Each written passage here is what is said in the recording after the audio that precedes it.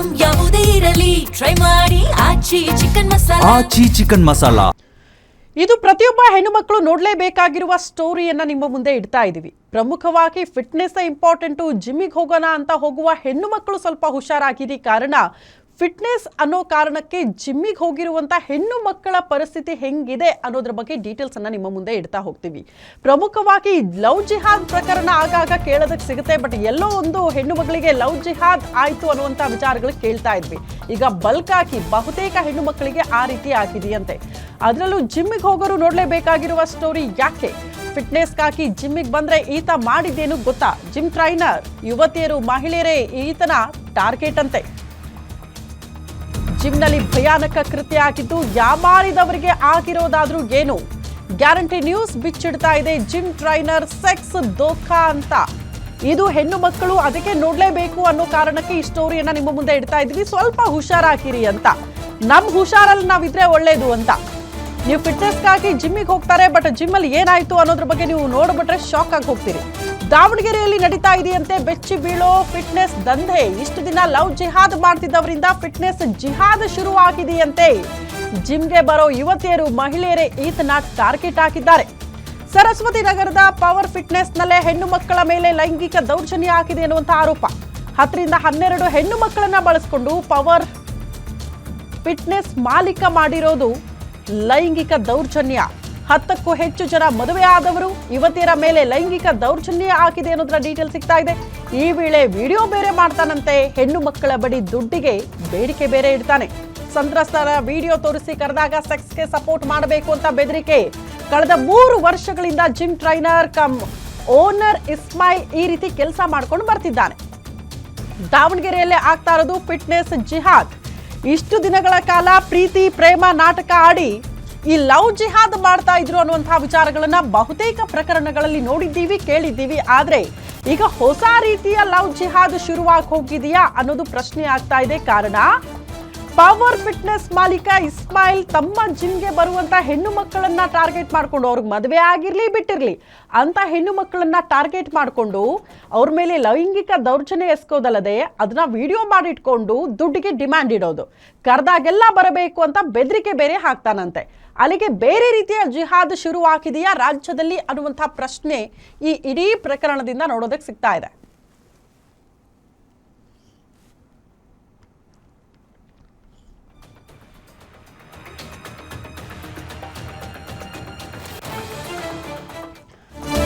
ಯಾಕೆ ರಾಜ್ಯ ಅನ್ನುವಂಥ ವಿಚಾರ ಪ್ರಸ್ತಾಪ ಮಾಡಿದೆ ಅಂದ್ರೆ ದಾವಣಗೆರೆ ಮಾತ್ರ ಅಲ್ಲ, ರಾಜ್ಯದ ಹಲವೆಡೆ ಈ ತರ ಜಾಲ ಹಂಗೆ ಹಬ್ಬಿದೆ ಅನ್ನೋದ್ರ ಬಗ್ಗೆ ಡೀಟೇಲ್ ಸಿಗ್ತಾ ಇದೆ. ಬೆಂಗಳೂರು, ಹುಬ್ಬಳ್ಳಿ, ಧಾರವಾಡದಲ್ಲೂ ಕೂಡ ಫಿಟ್ನೆಸ್ ಜಿಹಾದ್ ನಡೆಸ್ತಿದ್ದಾರಂತೆ.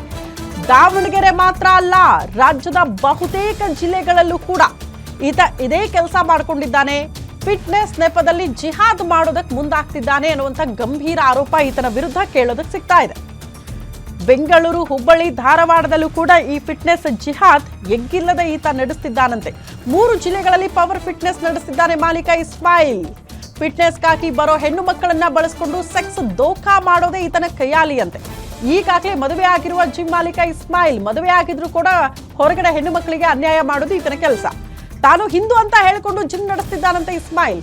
ಇಡೀ ಪ್ರಕರಣವನ್ನ ಬಯಲಿಗೆಳೆದಿರೋದು ಶ್ರೀರಾಮ ಸೇನೆ ಜಿಲ್ಲಾಧ್ಯಕ್ಷ ಮಣಿ ಅನ್ನೋರು.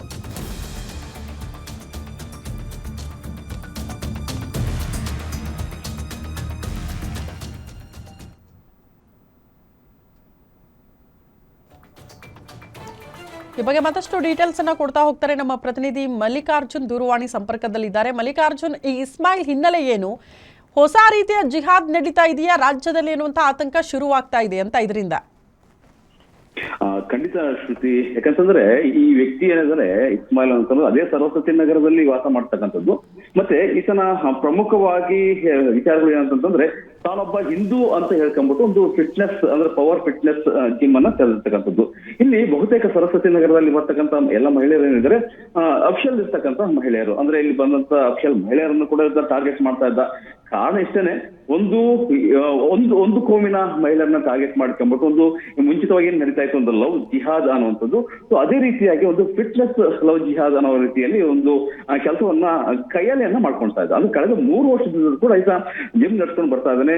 ಅಲ್ಲಿದ್ದ ಇಲ್ಲಿವರೆಗೂ ಕೂಡ ಸುಮಾರು 10ರಿಂದ 12ಕ್ಕಿಂತ ಅಧಿಕ ಮಹಿಳೆಯರಿಗೆ ಬಂದಂತ ಮಹಿಳೆಯರನ್ನ ಏನು ಫಿಟ್ನೆಸ್ ಹೆಸರಲ್ಲಿ ಬಳಸ್ಕೊಳ್ತಾ ಇದ್ದ.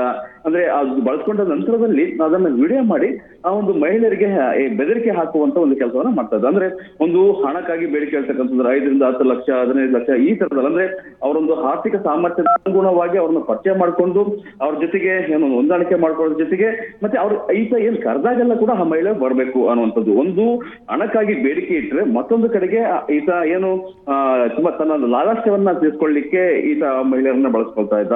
ಅಂದ್ರೆ ಬಹುತೇಕವಾಗಿ ಈ ಮಹಿಳೆಯರೇನಿದ್ರೆ ಒಂದು ಅಫಿಷಿಯಲ್ ಲೆವೆಲ್ ಅಲ್ಲಿ ಇರ್ತಕ್ಕಂಥದ್ದು. ಯಾಕಂದ್ರೆ ಇವರು ಮರ್ಯಾದೆಗೆ ಹಂಜಿ ಬದುಕುವಂಥದ್ದು. ದುಡ್ಡು ಎಷ್ಟೋದ್ರೂ ಪರವಾಗಿಲ್ಲ, ತಮ್ಗೆ ಒಂದು ಜೀವನ ಇಂಪಾರ್ಟೆಂಟ್, ಅಥವಾ ಬದುಕು ಇಂಪಾರ್ಟೆಂಟ್, ಅಥವಾ ಮರ್ಯಾದೆ ಇಂಪಾರ್ಟೆಂಟ್ ಅನ್ನುವಂಥ ಒಂದು ರೀತಿಯಲ್ಲಿ ಇವರೇನು ಬದುಕ್ತಾ ಇದ್ರು. ಸೊ ಅದನ್ನ ಈತ ಬಂಡವಾಳವಾಗಿ ಮಾಡ್ಕೊಳ್ತಾ ಇದ್ದ, ಮತ್ತೆ ಹಣಕ್ಕಾಗಿ ಬೇಡಿಕೆ ನೀಡ್ತಾ ಇದ್ದ. ಇದರ ಜೊತೆಗೆ ಈತ ಕರೆದಾಗೆಲ್ಲ ಕೂಡ ಆ ಮಹಿಳೆ ಬರ್ಬೇಕಾಗಿತ್ತು ಅನ್ನುವಂಥದ್ದು.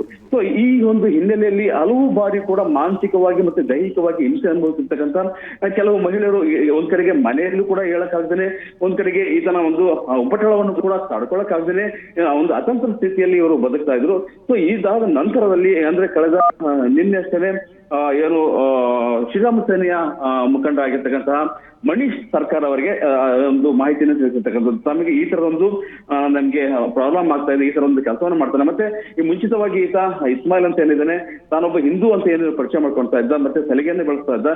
ಈಗ ನಮ್ಮನ್ನ ಈ ತರ ಬಳಸ್ಕೊಂಡು ನಮ್ಗೆ ಮಾನಸಿಕವಾಗಿ ದೈಹಿಕವಾಗಿ ಹಿಂಸೆಯನ್ನು ಕೊಡ್ತಾನೆ. ಮತ್ತೆ ಹಣವನ್ನು ಕೊಡದೇ ಇದ್ದಲ್ಲಿ ಅದನ್ನ ಸೋಷಿಯಲ್ ಮೀಡಿಯಾದಲ್ಲಿ ಹರಿಬಿಟ್ಟು ತಮ್ಮ ಮಾನವನ್ನು ಕಳಿಸ್ತೀನಿ ಅನ್ನುವಂತ ಒಂದು ಬೆದರಿಕೆಯನ್ನು ಕೂಡ ಆಗ್ತಿದ್ದಾನೆ. ಇದರಿಂದ ನಾವು ತುಂಬಾ ರೋಚಿ ಹೋಗಿದ್ದೇವೆ. ಕೇವಲ ಒಬ್ಬರು ಮಾತ್ರವಲ್ಲ, ಈಗಾಗಲೇ ಒಂದು 10ರಿಂದ ಅಧಿಕ ಮಹಿಳೆಯರು ಕೂಡ ಈ ತರ ಒಂದು ನರಕ ಯಾಚನೆ ಅನುಭವಿಸ್ತಾ ಇದ್ದಾರೆ. ಹೇಗಾದ್ರೂ ಕೂಡ ನಮಗೆ ಒಂದು ನ್ಯಾಯವನ್ನು ಕೊಡ್ತೀವಿ ಅಂತ ಬಂದಾಗ ಈಗಾಗಲೇ ಮಣಿ ಸರ್ಕಾರ ಅವರು ಕೂಡ ಈ ಸಂಬಂಧಪಟ್ಟಂತೆ ಕೆಲವು ಅಧಿಕಾರಿಗಳು ಕೂಡ ಮಾಹಿತಿಯನ್ನು ನೀಡಿದ್ದಾರೆ. ಮತ್ತೆ ಆ ಒಂದು ಫಿಟ್ನೆಸ್ ಏನು ಪವರ್ ಫಿಟ್ನೆಸ್ ಜಿಮ್ ಅಂತ ಏನಿದೆ ಅದನ್ನು ಈಗಾಗಲೇ ಬಾಗ್ಲಾಗ್ತೀವಿ ಅನ್ನುವಂತ ಒಂದು ಕೂಡ ಏನು ಒಂದು ಪ್ರತಿಭಟನೆ ಮಾಡ್ತೀವಿ. ಮತ್ತೆ ಈ ಲವ್ ಜಿಹಾದ್ ಅಂತ ಏನ್ ನಡೀತಾ ಇದೆ ರಾಜ್ಯದಲ್ಲಿ, ಅದರಲ್ಲೂ ಪ್ರಮುಖವಾಗಿ ಒಂದೇ ಕೋಮಿನ ಮಹಿಳೆಯರನ್ನ ಈ ತರ ಒಂದು ಬಳಸಿಕೊಂಡು ತಮ್ಮ ಏನು ಉದ್ದೇಶಗಳು ಏನಿದಾವೆ ಅದನ್ನ ಈಡೇರಿಸುವಂತ ಒಂದು ಕೆಲಸವನ್ನ ಮಾಡ್ಕೊಳ್ತಾ ಬರ್ತಿದ್ದಾರೆ. ಸೊ ಅವ್ರ ವಿರುದ್ಧವಾಗಿ ಒಂದು ಹೋರಾಟವನ್ನ ಮಾಡ್ತೀವಿ ಅನ್ನುವಂತ ಒಂದು ಅಭಿಪ್ರಾಯವನ್ನು ಕೂಡ ವ್ಯಕ್ತಪಡಿಸಿದ್ದಾರೆ. ಈಗಾಗಲೇ ಒಂದು 11 ಗಂಟೆ ಸುಮಾರು ಕೂಡ ಒಂದು ಪ್ರತಿಭಟನೆ ಮಾಡಿ ಒಂದು ಜಿಮ್ಗೆ ಒಂದು ಬೀಗ ಹಾಕುವಂತ ಒಂದು ಕೆಲಸವನ್ನು ಕೂಡ ಮಾಡ್ತೀವಿ ಅನ್ನೋ ಒಂದು ಮಾತನ್ನು ಕೂಡ ತಿಳಿಸಿರ್ತಕ್ಕಂಥದ್ದು. ಶ್ರುತಿ, ಓಕೆ ಮಲ್ಲಿಕಾರ್ಜುನ್, ಇಷ್ಟು ದಿನ ಆದ್ರೂ ಕೂಡ ಈತನ ಈ ಕೆಲಸ ಯಾರಿಗೂ ಕೂಡ ಗೊತ್ತಾಗಿಲ್ವಾ? ಮತ್ತು ಜಿಮ್ಗೆ ಸಾಕಷ್ಟು ಜನ ಬರ್ತಾ ಇರ್ತಾರೆ ಹೋಗ್ತಾ ಇರ್ತಾರೆ, ಬಟ್ ಹೆಂಗೆ ಅಂತ ಯಾರಿಗೂ ಗೊತ್ತಾಗದೇ ಇರೋ ಈ ರೀತಿ ಜಿಹಾದ್ ಮಾಡ್ತಾನೆ ಅಂದ್ರೆ ಹೆಂಗ್ ಸಾಧ್ಯ ಅಂತ ಇಷ್ಟು ದಿನಗಳ ಕಾಲ ಏನ್ ಮಾಡ್ತಾ ಇದ್ರು? ಯಾರ ಗಮನಕ್ಕೂ ಇದು ಬರ್ಲಿಲ್ವಾ ಅಂತ? ಹೌದು ಶ್ರುತಿ, ಈ ಒಂದು ಅನುಮಾನ ಸಹಜವಾಗಿ ಮೂಡುವಂಥದ್ದು. ಯಾಕಂತಂದ್ರೆ ಕಳೆದ 3 ವರ್ಷದಲ್ಲೂ ಕೂಡ ಈ ತರದ ಒಂದು ಕೆಲಸವನ್ನ ಮಾಡ್ಕೊಂಡ್ ಬರ್ತಾ ಇದ್ದಾನೆ. ಆದ್ರೆ ಮಹಿಳೆಯರಿಗೆ ಏನಂತಂದ್ರೆ ಒಂದು ಸಲಿಗೆಯ ಮುಖಾಂತರವಾಗಿ ಆತನ ಒಂದು ಬಾಂಡಿಂಗ್ ಅಲ್ಲಿ ಇರ್ತಕ್ಕಂಥದ್ದು, ಅದಾದ ನಂತರದಲ್ಲಿ ಈತನ ಒಂದು ನಿಜ ಬಣ್ಣ ಏನು ಬಯಲಾಗುತ್ತೆ. ಓಕೆ ಮಲ್ಲಿಕಾರ್ಜುನ್, ವಾಪಸ್ ಬರ್ತೀನಿ. ಈ ಬಗ್ಗೆ ಮಾತನಾಡೋದಕ್ಕೆ ಶ್ರೀರಾಮ ಸೇನೆ ಜಿಲ್ಲಾಧ್ಯಕ್ಷರು ಆದಂತಹ ಮಣಿ ಸರ್ಕಾರ್ ಅವರು ದೂರವಾಣಿ ಸಂಪರ್ಕದಲ್ಲಿದ್ದಾರೆ. ಸರ್ ನಮಸ್ತೆ. ಮೇಡಮ್ ನಮಸ್ತೆ. ಮೇಡಮ್ ನಮಸ್ತೆ. ಹೆಂಗೆ ಸರ್, ಹೆಂಗ್ ಗೊತ್ತಾಯ್ತು ನಿಮ್ಗೆ? ನೀವೇ ಈ ವಿಚಾರವನ್ನ ಬೆಳಕಿಗೆ ತಂದಿದ್ದು ಅಂತ ಕೇಳ್ತಾ ಇದ್ವಿ ನಾವ್ ಈಗ ತಾನೆ. ಹೆಂಗ್ ಗೊತ್ತಾಯ್ತು ನಿಮ್ಗೆ? ಮೊನ್ನೆ ಹುಬ್ಳಿ ಧಾರವಾಡದಲ್ಲೂ ಸೇಮ್ ಇದೇ ರೀತಿ ಈಗ ಲವ್ ಜಿಯಾದ್ ಆಯ್ತು, ಕಾರ್ಪೊರೇಟರ್ ಜಿಯಾದ್ ಆಯ್ತು, ಮತಾಂತರಗಳಾಯ್ತು, ಇವಾಗ ಜಿಮ್ ಜಿಯಾದ್ ಅಂತ ಹೇಳಿ ಮಾಡ್ಕೊಂಡಿದ್ದಾರೆ. ಇದನ್ನ ಅವ್ರು ಏನ್ ಮಾಡ್ತಿದ್ದಾರೆ, ಹಿಂದೂ ಹೆಸರನ್ನ ಅವರು ಹೇಳ್ಕೊಂಡು ವಿವಾಹಿತ ಮಳೆಗೆ ಟಾರ್ಗೆಟ್ ಮಾಡ್ತಿರೋದು. ವಿವಾಹಿತ ಮಹಿಳೆನೇ ಕರೆಕ್ಟ್ ಆಗಿ ಟಾರ್ಗೆಟ್ ಮಾಡ್ಕೊಂಡು ಅವ್ರ ಬ್ಯಾಕ್ ಗ್ರೌಂಡ್ ಇದನ್ನ ಮಾಡ್ಕೊಂಡು ಅವ್ರ ಜೊತೆಗೆ ಸಲಿಗೆಯಿಂದ ಇದ್ದು ಬಿಟ್ಟು ವಿಡಿಯೋಸ್ ಅದು ಇದು ಮಾಡ್ಕೊಂಡು ಬ್ಲಾಕ್ ಮೇಲ್ ಮಾಡ್ಕೊಂಡು ಸಾಕಷ್ಟು ಹಣದ ಬೇಡಿಕೆ ಇಟ್ಕೊಂಡು ಹಣನೂ ವಸೂಲಿ ಮಾಡೋದಲ್ದೆ ಅವ್ರು ಕರೆದಾಗ ಬಂದು ದೈಹಿಕ ಸಂಪರ್ಕಕ್ಕೂ ಇದಾಗ್ಬೇಕು. ಈ ತರ ಜಾಲ ನಡೀತಾ ಇದೆ. ಈಗ ಹೆಣ್ಣು ಮಕ್ಕಳ ಒಪ್ಪಿಗೆ ಇಲ್ಲದೆ ಹಿಂಗ್ ಮಾಡಕ್ ಸಾಧ್ಯನಾ? ಈಗ ಇಷ್ಟು ದಿನಗಳಿಂದ ಬಹುತೇಕ ಹೆಣ್ಣು ಮಕ್ಕಳಿಗೆ ಅನ್ಯಾಯ ಆಗಿದ್ರೆ ಯಾಕೊಬ್ರು ಆಚೆ ಬರ್ಲಿಲ್ಲ, ಯಾಕೊಬ್ರು ಕೂಡ ಇದ್ರ ಬಗ್ಗೆ ಕಂಪ್ಲೇಂಟ್ ಮಾಡ್ಲಿಲ್ಲ? ಇದು ಪ್ರಶ್ನೆ ಇದೆ. ಹೆಣ್ಣು ಮಕ್ಕಳ ಸಹಮತ ಇತ್ತು ಅಂತನಾ ಅದಕ್ಕೆ? ಮೇಡಮ್, ಹೆಣ್ಣು ಮಕ್ಕಳ ಸಹಮತ ಇತ್ತು ಅಂತ ಅಂದಾಗ ಈಗ ಹುಡುಗಿಯರು ಪ್ರೀತಿಯನ್ನ ಜಾಲದಲ್ಲಿ ಬೀಳ್ತಾರೆ. ಅವನಿಗೆ ಮದುವೆ ಆಗಿಲ್ಲ, ಹಿಂದೂ ಹುಡುಗ ಅಂತ ಹೇಳ್ಬಿಟ್ಟು ಅವನು ಪ್ರೀತಿ ಜಾಲದಲ್ಲಿ ಬೆಳೆಸ್ಕೊಳೋದು. ಆಮೇಲೆ ನೋಡಿದ್ರೆ ಅವನಿಗೆ ಮದುವೆ ಆಗಿದೆ, ಅವನು ಮುಸ್ಲಿಂ. ಆಲ್ರೆಡಿ ಇವರೆಲ್ಲ ಕಾಲೇಜು ಓದ್ಕೊಂಡ್ ಬಂದ ತಕ್ಷಣ ಹೋಟ್ಲು, ಪಬ್ಬು, ಪಾರ್ಕು ಎಲ್ಲ ಸುತ್ತಿರ್ತಾರೆ, ಎಲ್ಲ ಫೋಟೋಸ್ ಇರುತ್ತೆ. ನಾನೆಲ್ಲ ಸೋಷಿಯಲ್ ಮೀಡಿಯಾದಲ್ಲಿ ಬಿಡ್ತೀನಿ ಅಂತ ಹೇಳ್ಕೊಳೋದು, ಡಿಮ್ಯಾಂಡ್ಸ್ ಮಾಡೋದು. ಈಗ ನೋಡ್ರಿ, ಒಬ್ರು ವಿವಾಹಿತ ಮಹಿಳೆ ಅವರು ಪಾಯ್ಸನ್ ತಗೊಂಡು ಈಗ ಅಡ್ಮಿಟ್ ಆಗಿದ್ದಾರೆ. ಈಗ ಅವ್ರ ಗಂಡ ಅವ್ರಿಗೆ ಕರೆಸಿ ಕನ್ವಿನ್ಸ್ ಮಾಡಿ ನಾವು ಮಾಡಿ ಕಂಪ್ಲೇಂಟ್ ಕೊಡಕ್ಕೆಲ್ಲ ರೆಡಿ ಮಾಡ್ತಾ ಇದೀವಿ. ಹಾ ಹಾ ಹಾ ಹಾ ಹಾ ಈಗ ಟ್ರೈನರ್ಗಳು ಇರ್ಬೇಕಂದ್ರೆ ಜಿಮ್ ಓನರ್ಗಳು ಅವ್ರದ್ದು ಸರ್ಟಿಫಿಕೇಟ್ ಇರ್ಬೇಕು. ಇವ್ರದ್ದು ಯಾವುದೇ ರೀತಿ ಸರ್ಟಿಫಿಕೇಟ್ಸ್ ಇರಲ್ಲ, ಏನೂ ಇರಲ್ಲ. ಇದು ವ್ಯಾಪಕವಾಗಿ ಜಿಮ್ ಅದು ನಡೀತಾ ಇದೆ. ಇದ್ರಲ್ಲೆಲ್ಲ ಟಾರ್ಗೆಟ್ ಅವರು ಹಿಂದೂ ಹೆಣ್ಮಕ್ಳೇ ಟಾರ್ಗೆಟ್, ವಿವಾಹಿತ ಮಹಿಳೆಯರೇ ಟಾರ್ಗೆಟ್, ಕಾಲೇಜ್ ಹುಡುಗಿಯರೇ ಟಾರ್ಗೆಟ್. ಏನಂತ ಬನ್ನಿ ಸರ್, ಹೆಂಗೆ ಪುಸಲಾಯಿಸ್ತಿದ್ರು ಅಂತ ಹೆಣ್ಣು ಮಕ್ಕಳನ್ನ ಇವರು? ಈಗ ಎಲ್ಲರೂ ಕೂಡ ಒಪ್ಪಿಗೆ ಕೊಟ್ಟು ಆತನ ಜೊತೆ ಹಿಂಗೆ ಭಾಗಿಯಾಗಬೇಕು ಅಂತ ಅಂದ್ರೆ ಹೆಂಗೆ ಅವ್ರನ್ನ ನಂಬಿಸ್ತಾ ಇದ್ರು ಅಂತ? ಹಿಂದೂ ಅನ್ನೋ ಕಾರಣನ, ಹಿಂದೂ ಯುವಕ ಅನ್ನೋ ಕಾರಣಕ್ಕೆ ನಂಬ್ತಾ ಇದ್ರು ಅಂತನಾ?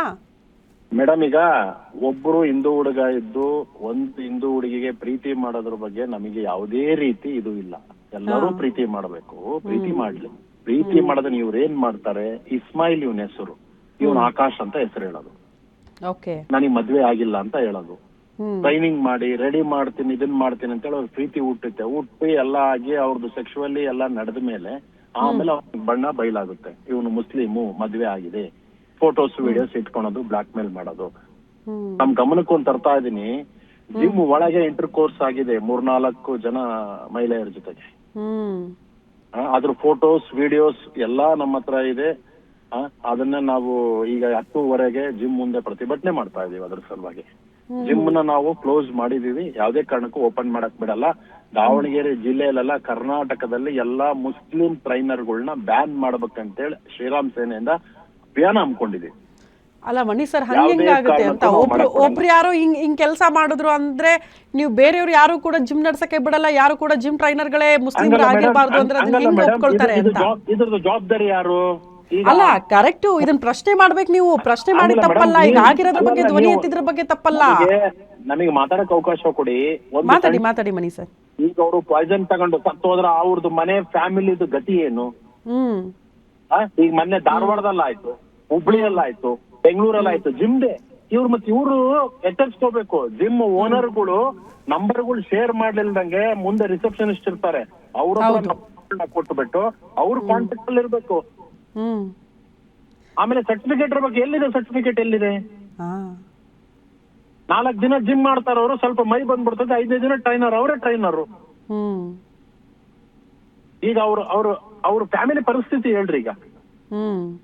ಈಗ ಅವ್ರು ನಂಬಿ ಏನೋ ಹುಡುಗ ಅಂತೇಳಿ ಲವ್ ಮಾಡಿದ್ರು, ಏನೋ ಸೆಕೆಂಡ್ರಿ ಇಲ್ಲ ಬೆಳಿಗ್ಗೆ ಏನೋ ಪ್ರೋಟೀನ್ ಪೌಡ್ರು ಪ್ರೀ ವರ್ಕೌಟ್ ಏನೋ ಮತ್ತು ಬರೋದಾಗ ಕುಡಿಸಿ ಏನಾರ ಅವ್ರಿಗೆ ಡೋಸಿನೆಸ್ ಬಂದ್ ಏನಾರ ಮಾಡಿದ್ರ ಅದೆಲ್ಲ ಸೆಕೆಂಡ್ರಿ. ಅದು ಈಗ ಇವರು ಸಮಾಜ ಇದೆ, ಪೊಲೀಸ್ ಇಲಾಖೆ ಇದೆ, ಇಂತ ಸ್ಟ್ರಾಂಗ್ ಮಾಧ್ಯಮ ಎಲ್ಲ ಇದೆ, ಹಿಂಗಿದ್ದು ನಾವೆಲ್ಲ ಮಾಡ್ತೀವಿ, ಭಯನೇ ಇಲ್ಲ. ಹೌದು. ಈಗ ಒಬ್ಬರ ಜೊತೆಗ್ ಮಾಡಿದಾರ, ಏನೋ ಬಿಡು ಲವ್ ಮಾಡಿದ್ರು, ಏನೋ ಮಾಡಿದ್ರು, ತಂದೆ ತಾಯಿ ಬಿಗಿ ಮಾಡೋಣ. 10-12 ಜನದ್ದು ವಿಡಿಯೋ ಇದೆಯಲ್ಲ ನಮ್ಮ ಹತ್ರ, ಫೋಟೋಸ್ ಇದೆ. ಇದರಿಂದ ಏನ್ ಅರ್ಥ ಆಗುತ್ತೆ? ಮಣಿ ಸರ್, ಈತನ ವಿರುದ್ಧ ಏನಾದ್ರು ಕ್ರಮ ಆಗಿದೆಯಾ ಈಗ ದೂರ್ ಕೊಟ್ಟಾದ್ಮೇಲೆ? ಮೇಡಮ್, ಈಗ ಅರೆಸ್ಟ್ ಮಾಡಿ ಅವರು ಇದಾರೆ, ಸ್ಟೇಷನ್ ಅಲ್ಲಿ ಇದಾರೆ. ಈಗ ಅವರು 4 ಜನ ವಿವಾಹಿತ ಮಹಿಳಾ ಇದಾರೆ, 5 ಜನ ಕಾಲೇಜ್ ಹುಡುಗಿಯರು ಇದಾರೆ. ಅವರಿಗೆಲ್ಲ ನಾವು ಸಂಪರ್ಕ ಮಾಡಿ ನಿನ್ನೆ ರಾತ್ರಿ ಭೇಟಿ ಮಾಡಿದ್ವಿ. ಇವತ್ತು ಸಂಜೆ ಒಳಗೆ ದೂರ್ ಕೊಡಕ್ಕೆ ಎಲ್ಲ ರೆಡಿ ಮಾಡ್ತಾ ಇದೀವಿ. ಎಸ್ ಪಿ ಅವ್ರಿಗೆ ಕಂಡು ದೂರ್ ಕೊಡ್ತೀವಿ. ಓಕೆ ಮಣಿ ಸರ್, ಧನ್ಯವಾದಗಳು ಗ್ಯಾರಂಟಿ ನ್ಯೂಸ್ ಜೊತೆ ಮಾತನಾಡಿದ್ದಕ್ಕೆ. Thank you madam, thank you.